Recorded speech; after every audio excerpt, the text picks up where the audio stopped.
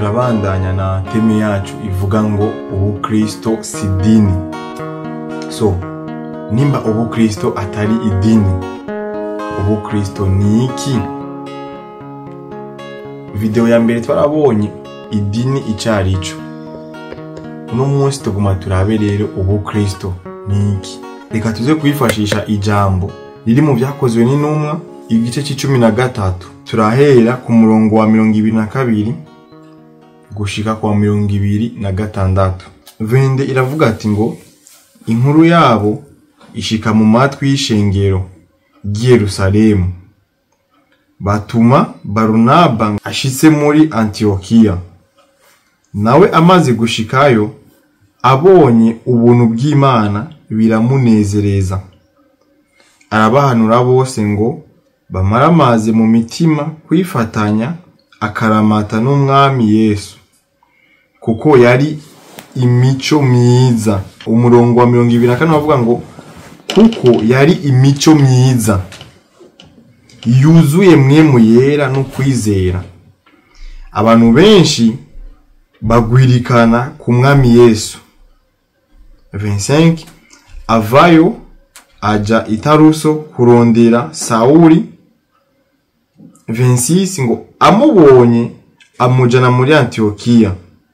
Bamarayo umwaka wose bakorana n'ishengero bigisha abantu benshi, kandi muri Antiokia niho abigishwa batanguriye kwitwa Abakristo.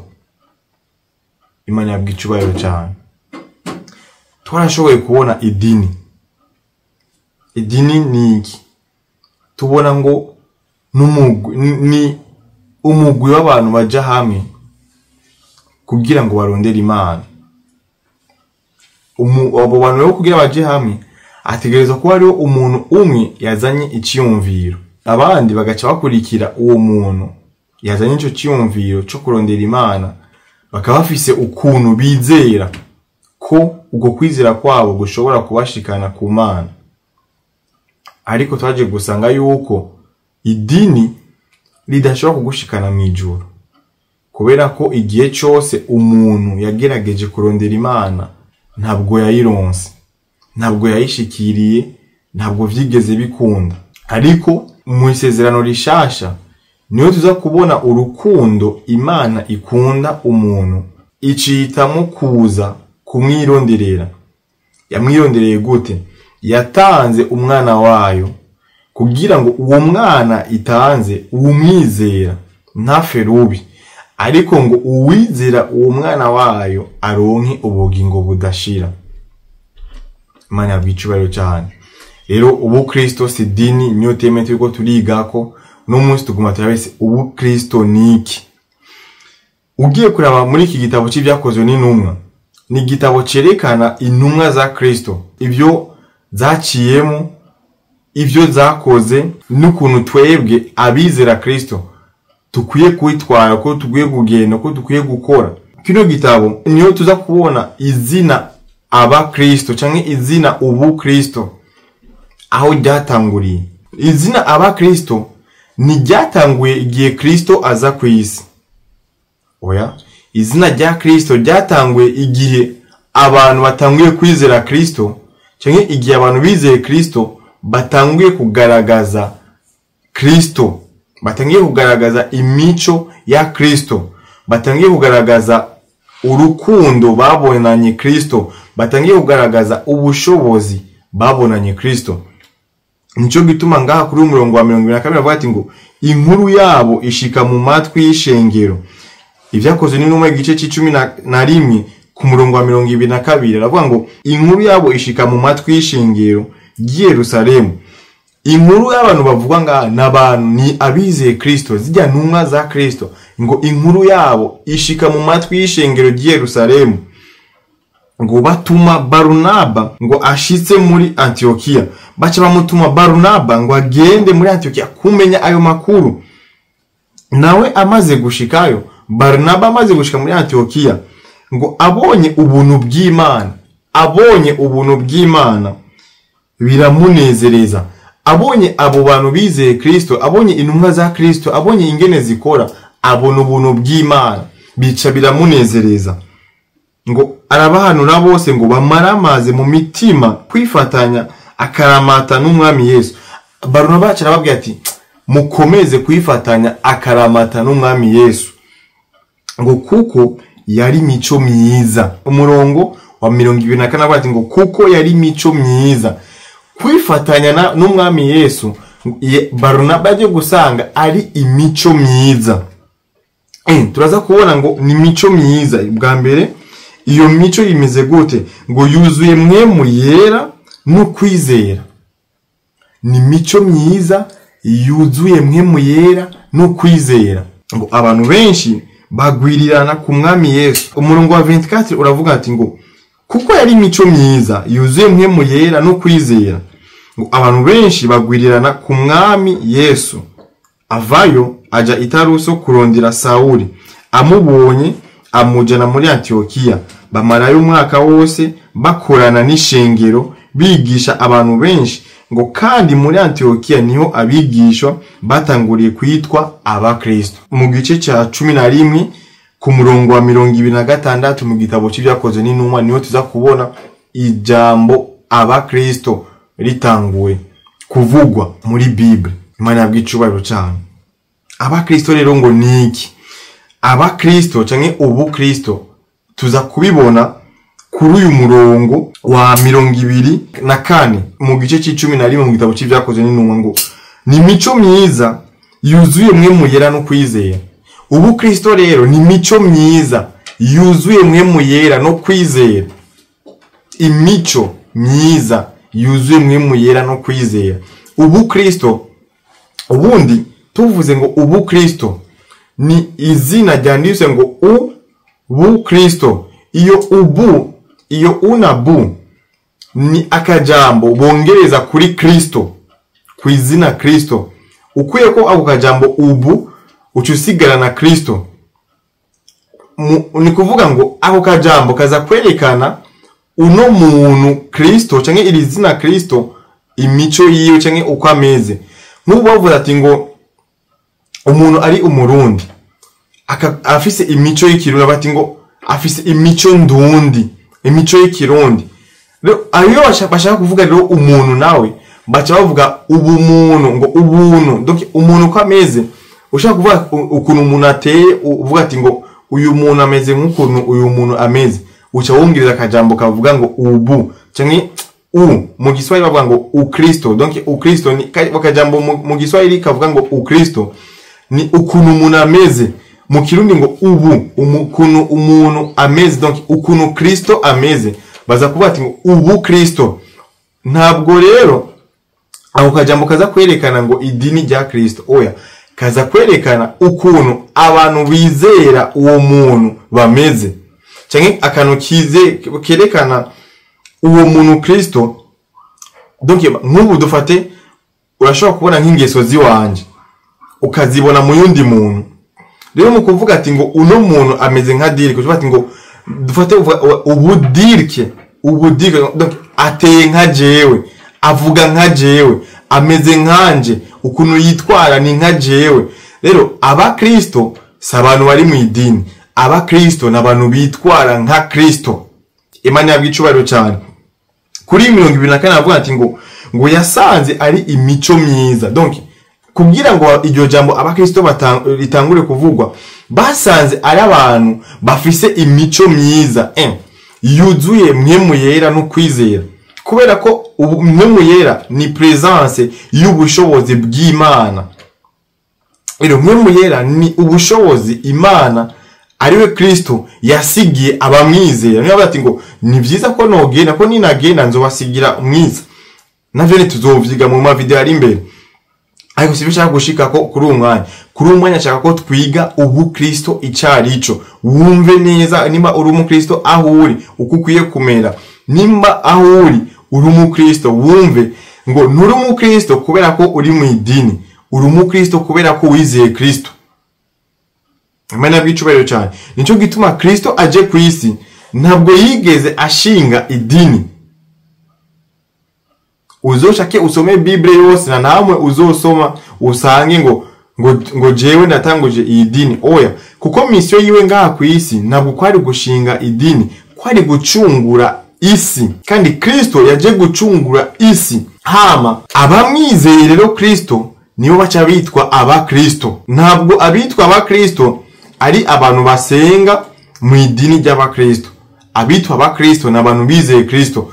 Kugira ngo tubone rero ko wizeye Kristo ni gute, nuko ugaragaza imico myiza yuzuyemo mwemu yera no kwizera. Imana yabwicubahiro cyane. Ni kuvuga ngo abakristo n'abantu bafise imico ya Kristo. Kristo ameze gute? Kristo afise urukundo, Kristo afise ubumana, Kristo afise ubushobozi muri we, Kristo afise imbaraga z'Imana. Rero abamwizera Kristo bategerezwa kugaragaza ivyo bintu byaboneka muri Kristo. Nico gituma intumwa za Kristo kugira ngo bazite abakristo babanje kuzibonamo ivyo babona muri Kristo. Mana bw'icubahiro cyane. Ntabwo biyadukije kuvuga ngo n'abakristo gusa, ariko babanje kubona ingene abantu bameze, babona biratandukanye cyane n'ivyo bari bizeye, babona biratandukanye cyane n'ivyo bari bamenyereye. Kubera kuva kera abantu barasenga, kuva kera abantu bari bazi Imana, ariko ntabwo bigeze babona Imana bavuga ko isa n'Imana abakristo bariko barerekana. Ugiye kuraba muri Bible, Paulo umwe mu ntumwa zikomeye yanditse ibitabo byinshi, n'umuntu yamyeho yarazi Imana, yarize ivyerekeye ivyizerwa vy'Imana, yarabyize. Ariko Kristo amaze kuza ku isi arigisha, ahamariyo abantu baramwizera. Bamaze kumwizera batangura kwigisha abandi bantu yuko Kristo ari Imana, yuko Kristo akwiye gusengwa. Paulo ahari yumva biramubabaje, avuga ati ni gute umuntu asanzwe nka Yesu ashobora kwiyita Imana? Paulo acagenda, yari mu bantu bafata abantu bavuga Kristo akabicisha, akabarondera akabicisha.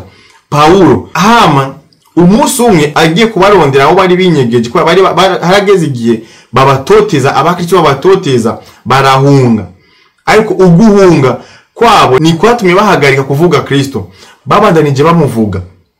Rero Paulo yumvise ko nubwo bahunze babandanya bavuga Kristo ko ari Imana, babandanya bavuga ko Kristo ari Imana ikwiye gusengwa, avuga ati dukwiye kubarondera naho bari kugira ngo tubatoteze aho bari.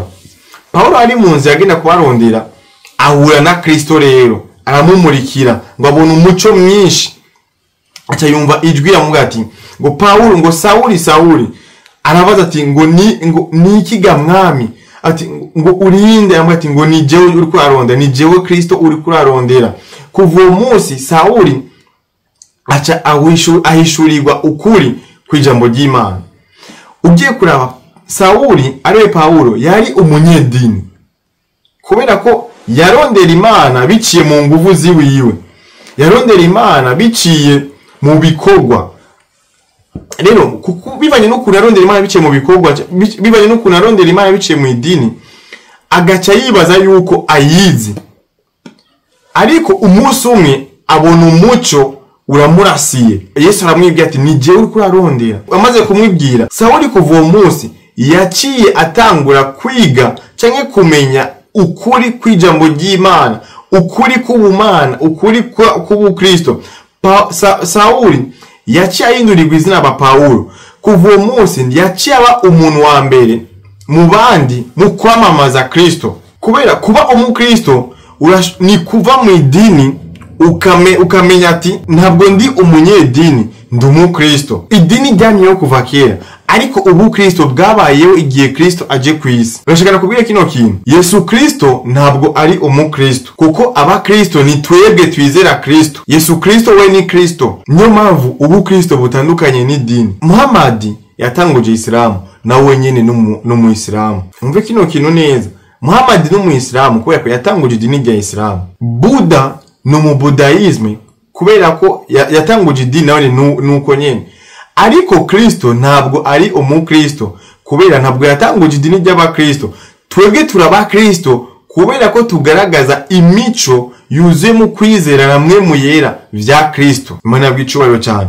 niyo mpamvu umukristo wese ahari akwiye kugaragaza ibintu bitatu: icya mbere imico myiza, icya kabiri mpwemu yera, icya gatatu ukwizera. Kuko la base cyangwa umushinge w'ubukristo ni ukwizera. N'ubu muri Jean Turase bavuga ati ngo kuko urukundo Imana yakunze abari ku isi ngo nibwo rwatumye itanga umwana wayo w'ikinege ngo uwumwizera uwo mwana ngo ahabwe ubugingo budashira. Rero umushinge w'ibintu byose bya Kristo ni kwizera. Niyo mpamvu numire umuntu wese ushobora kuba uri mu idini ritandukanye, ushobora kuba uri umukristo ariko ukiri umunyedini, ushobora kuba uri mu idini rindi ntazi ariko uno musashaka gutumire ngo umenye Kristo. Bano b'Imana ari umugenzi wagegeze kumbwira ngo muri video ya mbere ngo naravuze n'abisilamu. Oya, ntabwo mvuga n'abisilamu. Islamu ndakunda abayisilamu, mu muryango wanjye harimo abayisilamu, mu bagenzi banjye harimo abayisilamu, ndabakunda, ariko ndanka idini ry'ubuyisilamu, ndanka idini rya Islam, sinokubesha, ariko ndakunda abayisilamu. Igituma na nk'iryo dini nuko ni gicapo kiriko kirereka abantu abene data yuko bakwagenda mu ijuru, kandi sefo atari bariko baragenda, kuko inzira igenda mu ijuru ni imwe yonyene. Inzira idushikana kuri data ni imwe, nta yindi nzira. Inzira idushikana kuri data ni imwe yonyene. Ndakona kuvuga ngo ubukristo ni mico y'abantu bizera Kristo. Ubukristo ni comportement y'abantu bizeye Kristo. Iyo mico rero bayuzuye mu mpwemu yera. Nico gituma n'abantu bashobora gukora deliverance atari abakristo. N'abantu bashobora kugaragaza ubushobozi bwa mpwemu yera ngaha ku isi atari abantu bizeye Kristo. Kubera mpwemu yera niwe Kristo yadusigiye kugira ngo tugaragaze yuko twamwizeye. Imana yabwicubahiro cyane. Rero nako nakubwira ati ngo nta inzira idushikana kuri data ni imwe yonyene. Naho tuyisanga muri Yohana igice c'14 ku murongo wa 6 turavuga ngo Yesu arababwira ati ni jewe nzira n'ukuri n'ubugingo, nawe ushaka kuri data nta mujanye. Kristo yonyine ko aravuga ati ngo ni jewe nzira y'ukuri n'ubugingo, niwe ari nzira wenyene. Idini usengeramo ntabwo ari nzira igushikana kuri data. Oya, inzira ishika kuri data ni Yesu Kristo wenyene. Inzira ishika kuri data ni Yesu Kristo wenyene. Nimba utari muri Kristo Yesu, menya ngo uriko urabeshwa, uriko urahendwa, uriko uratakaza umwanya. Inzira ishobora kugushikana kuri data ni imwe, nta yindi nzira. Nimba uri muri Kristo, uri mu idini ry'abakristo, menya yuko nawe hari ibintu utaramenya, hari ukuri utarabohokako. Umenye yuko ukwiye kugaragaza imico ya Kristo gusa, ukwiye kugaragaza imico ya Kristo, ukwiye kugaragaza ivyamwa vya mpwemu yera muri wewe, ukwiye kugaragaza urukundo mu bantu, ukwiye kugaragaza umubano mwiza, ukwiye kugaragaza ubushobozi bwa mpwemu yera ngaha ku isi. Yesu yaravuze ngo kandi nkiyonja ngo murazi inzira ijayo. Yesu ariko abwira abantu ababwira ati ngo aho nja asubira kuri data ati murazi inzira ijayo. Kubera yari imwemu, yari mu muntu, n'umwimana yari mu muntu, yashaka gusubira rero iwabo. Imwemu yashaka kwisubira rero, yari yaje igikorwa cyayo cyo gucungura, yashaka gusubira kwa data. Kwa bati je rero ubu mission yanje ngaha ku isi iraheze, ngomba mve mu mubiri subire kuba muri supernatural, bwa bushobozi bwanje bw'ubumana. Ati kandi ndagiye, kandi aho ngiye murahazi. Ariko Toma aramubwira ati mugenzi nituzi iyo uja, dushobora dute kumenya inzira? Ati aho uja ni tuhazi, inzira twemenya gute? Yesu arababwira ati ni jewe nzira n'ukuri n'ubugingo, nta usha kuri data nta mujanye. Ni inzira yonyine ishobora gusha kuri data ni Yesu Kristo. Nta yindi nzira usha kuri data, nta yindi nzira ishika kuri data. Yesu Kristo niwe ari Imana ikwiye gusengwa. Yesu Kristo niwe ari Imana ikwiye kwizerwa. Yesu Kristo niwe ari Imana akwiye gushigwa hejuru y'ibintu byose. Islam iravuga ati ngo wenyene niwe aza gutora ishengero ku munsi w'iherezo, ariko aza gutora abantu biwiwe. Kandi niko ndigisha ko ubukristo atari idini. Idini mvuga liratandukanye cyane na eglise. Mumenye irino bintu bibiri. Hariho idini akabaho na eglise cyangwa ishengero. Hariho religion akabaho na eglise mu gifaransa. Hariho idini akabaho n'ishengero mu kirundi. Ni ibintu bitandukanye. Sindi ko nabuza abakristo guteranira ahantu hamwe mu ishengero. Ndiko ndabwira ukuri abakristo ko ubukristo atari idini. ishengero ni ahantu abakristo bahurira kugira ngo bakomezanye, kugira ngo baganire ivy'Imana, kugira ngo bagire partage, basangizanye ukuri k'Ubukristo. Niyo ahantu abakristo bahurira kugira ngo bakomere, bamenye vyinshi ku Bukristo. Abakristo n'abatumira kugenda muri eglise. Umukristo ategereza kumenya kuba afise eglise asengeramo.